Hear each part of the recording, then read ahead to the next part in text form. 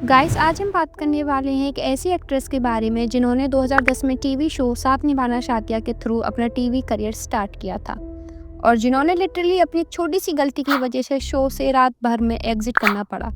हाँ दोस्तों, मैं बात कर रही हूँ जिया मानिक की। और ये वीडियो सिर्फ जिया की ही नहीं है, बल्कि हम डिस्कस करेंगे कि कैसे उनके शो के एग्जिट होने के बाद उनका मेंटल स्टेट भी इफेक्ट हुआ, उनके करियर पर लॉन्ग टर्म इम्पैक्ट पड़ा और साथ ही उसी शो में रुचा ने जो राशि का कैरेक्टर प्ले किया था, उनके शो छोड़ने के बाद टीवी इंडस्ट्री से परमानेंटली डिसअपीयर होने का रीजन क्या था। तो चलिए स्टार्ट करते हैं स्टेप बाय स्टेप और आपको बताते हैं जिया मानिक की जर्नी का पूरा सच। जिया ने टीवी इंडस्ट्री में डेब्यूट करने से पहले एक छोटा सा रोल प्ले किया था एक कॉमेडी फिल्म में जिसका नाम था ना घर का ना घाट का, 2010 में। ये एक टिपिकल कॉमेडी फिल्म थी और जिया का रोल छोटा सा था, लेकिन टीवी इंडस्ट्री में उनका रियल डेब्यूट हुआ था 2010 में ही, जब उनको साथ निभाना साथिया में गोपी बहू का रोल मिला। और गाइस, ये शो इंस्टेंट हिट हो गया। 2010 से लेकर अब तक यानी कि 14 साल हो गए हैं, लेकिन हर एक कैरेक्टर, चाहे वो गोपी बहू हो या राशि, अपनी यूनिक और फनी एंटिक्स के लिए वजह से ऑडियंस के माइंड में हमेशा याद रहेंगे। और हाँ, कौन भूल सकता है गोपी बहू का वो लैपटॉप धोने वाला सीन। सीरियसली, ये सीन आज भी मीम्स और सोशल मीडिया ट्रेंड में रहता है। इस शो का इम्पैक्ट ऑडियंस पर इतना स्ट्रॉन्ग था कि लोग हर कैरेक्टर को लिटरली अपनी लाइफ का पार्ट मानने लगे। जिया का जो गोपी बहू का रोल था, वो एक बहुत ही इनोसेंट और सिंपल लड़की का कैरेक्टर था, और इस सिंप्लिसिटी और इनोसेंस के चलते ऑडियंस ने जिया को लिटरली गोपी बहू के साथ एलिन कर दिया। मतलब लोग उनको दूसरे रोल में देखना ही नहीं चाहते थे। यही होता है जब एक कैरेक्टर और ऑडियंस के बीच इमोशनल कनेक्ट बन जाता है। जैसे स्मृति ईरानी ने तुलसी का रोल किया था, वैसे ही जिया का गोपी बहू इमेज उनके साथ चिपक गया। और जिया ने भी सोशल रिस्पॉन्सिबिलिटी का ध्यान रखा। उन्होंने कभी भी किसी भी ऐसे प्रोडक्ट या एड में काम नहीं किया जिसमें स्मोकिंग या अल्कोहल का प्रमोशन होता, क्योंकि वो जानती थी कि घर में बच्चे देख रहे होते हैं और उनका परसेप्शन फॉर्म हो रहा होता है।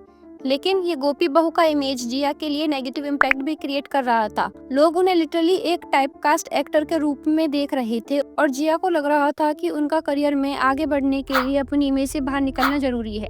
2012 में जब जिया साथ निभाना साथिया कर रही थी, उनको एक ऑफर आया, झलक दिखला जा।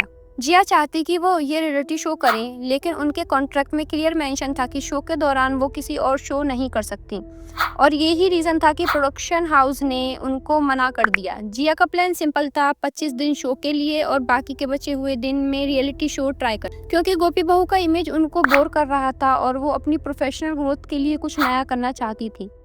लेकिन प्रोडक्शन हाउस ने इवन कॉमेडी शोज और सिंगिंग शोज भी करने से मना कर दिया, क्योंकि उनका कहना था कि ये गोपी बहू की इमेज को खराब करेगा। जिया ने फिर भी डिसाइड किया कि वो झलक दिखला जा करेंगी और प्रोडक्शन हाउस को एक्सप्लेन किया कि ये शो साथिया की प्रोग्रेस को इफेक्ट नहीं करेगा। लेकिन प्रोडक्शन हाउस ने उनकी एक बात भी नहीं सुनी और ये भी बता दिया कि तुम अकेली नहीं हो, ऐसे और एक्टर्स ने भी रियलिटी शो किए हैं। लेकिन फिर भी जिया को टारगेट किया गया और फिर हुआ वो मोमेंट। जिया को रात भर में शो से रिप्लेस कर दिया गया। उनकी जगह देवोलीना भट्टाचार्य को कास्ट किया गया और इस रिप्लेसमेंट का ट्विस्ट ये था कि जिया को भी नहीं पता था कि वो रिप्लेस हो रही हैं। प्रोमो शूट के लिए सिर्फ कोकिला और अहम को बुलाया गया था और उनको भी नहीं पता था। जिया के एग्जिट का इम्पैक्ट उनके को स्टार्स पर भी बहुत स्ट्रॉन्ग था। देवोलीना ने भी कहा कि उनके लिए ये डिफिकल्ट था ऑडियंस से एक्सेप्ट करवाना, लेकिन उन्होंने ग्रेस के साथ हैंडल किया और गोपी बहू का कैरेक्टर एक इमोशनल डेप्थ के साथ प्रेजेंट किया। जिया ने झलक दिखला जा ज्वाइन किया, लेकिन मिड वे में ही डिस्क्वालीफाई हो गई। उसके बाद उनको जीनी और जीजू जैसा शो भी मिल गए, जहां उनको अपोजिट एली असगर थे, लेकिन उन्होंने यहाँ भी कुछ टाइम के बाद एग्जिट ले लिया। रीजन, शो के मेकर्स ने उन्हें धोखा दिया। शो को एक्सटेंड कर दिया गया और जिया को नए शो के ऑफर मिस करने पड़े। जब उनको पता चला कि मेकर्स चीपर एक्टर्स को कास्ट कर रहे हैं, तो जिया ने शो इमीडिएटली छोड़ दिया और फिर जीनी का रोल शिव शक्ति सचदेवा को दे दिया गया और फिर फाइनली रूबीना दिलीप को सिलेक्ट किया गया। जिया का शो से एग्जिट उनके लिए मेंटली बहुत टफ, उनको ऑलमोस्ट नर्वस ब्रेकडाउन होने वाला था। उनको साइकियाट्रिस्ट से कांटेक्ट किया और गाइडेंस लिया। डॉक्टर ने उन्हें बताया कि अगर स्ट्रेस कंट्रोल नहीं हुआ तो डिप्रेशन और कोमा तक जा सकता है। और एक और इंसिडेंट हुआ अप्रैल 2012 में। जिया एक हुक्का बार में कैप्चर हुई थी। पुलिस ने मिडनाइट रेड की और टोटल 21 लोग पकड़े गए। जिया को रिलीज कर दिया गया क्योंकि उन्होंने अपना बिल शो किया और सिर्फ पनीर चिल्ली ऑर्डर किया था। वो ड्रंक नहीं थी, फिर भी मीडिया ने इसको कवर करना स्टार्ट किया। जिया ने अपना फेस हाइड करते हुए वहां से भाग गई।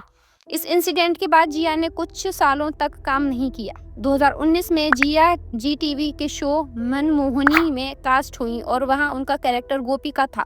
2020 से 2022 में तेरा मेरा साथ रहे में गोपिका मोदी का रोल प्ले किया और अब 2024 में उनकी एक फिल्म रिलीज होने वाली है जिसपे उनके अपोजिट राजपाल यादव हैं और ये OTT प्लेटफॉर्म G5 पर रिलीज होगा। साथ ही में रुचिका ने राशि का नेगेटिव रोल प्ले किया, लेकिन उनका कैरेक्टर ऑडियंस में बहुत पॉपुलर था। लेकिन रुचिका ने शो छोड़ा दिया और टीवी इंडस्ट्री से परमानेंटली डिसअपीयर हो गई। उनका रीजन सिंपल था, फैमिली के साथ टाइम स्पेंड करना और लॉन्ग टर्म बॉयफ्रेंड से मैरिज प्लान करना। अब उनके 2 किड्स हैं।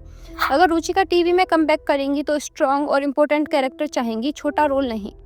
रुचिका को कोई मैथोलॉजिकल शो के ऑफर्स भी आए, लेकिन वो उनमें इंटरेस्टेड नहीं है। तो गाइज, ये थी जिया मलिक और रुचिका की जर्नी साथ निभाना साथिया के बाद। अब आप मुझे कमेंट सेक्शन में बताएं, आपको शो में कौन सा कैरेक्टर सबसे ज़्यादा एंटरटेन करता था। रुचिका के शो से एग्जिट होने पर आपका क्या रिएक्शन था। जिया मानी के कंट्रोवर्सीज के बारे में आप क्या थॉट्स हैं। अगर वीडियो अच्छी लगी हो तो लाइक करना, शेयर करना, चैनल को सब्सक्राइब करना मत भूलना, क्योंकि ऐसे इंटरेस्टिंग टीवी गॉसिप और इंडस्ट्री सीक्रेट्स वीडियोस हम लाते रहेंगे। तब तक के लिए बाय बाय और टाटा।